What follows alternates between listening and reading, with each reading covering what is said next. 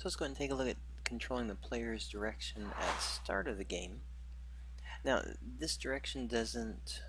This direction is basically the default direction if the player doesn't have a start position tile inside the scene. So if we go to the option for setting the idle direction, now again, this is the idle direction of the player, meaning that when the player starts, if the player is in an idle position, this is the direction he'll face.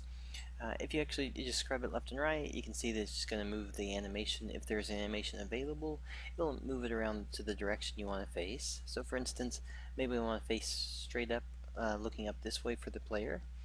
You can set it this way, and then when you push play, if you're not moving the keys or you're not moving the joystick, then by default it'll be setting that idle direction facing upward.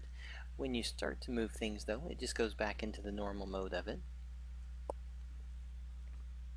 And then one more thing just to take a look at here is that on the idle direction here, the other option we have is basically setting the player back to a position. So for instance, if you're playing a game where you want to have the player always left or right, you may want to have them where they can shoot upwards or look upwards, but when you let go of the joystick, you want it, instead of facing that last direction, you want to force it down to a left or a right direction, or an up or down.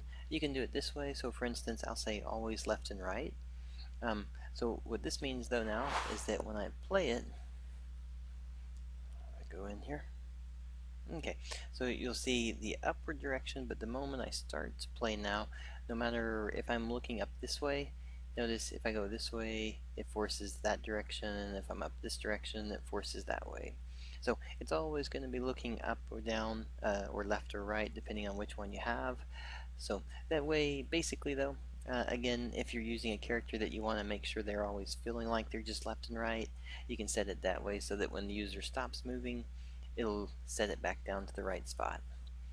Alright, so that's going to be the basics for setting up the character in the idle position and forcing a left or right or up and down position to it as well.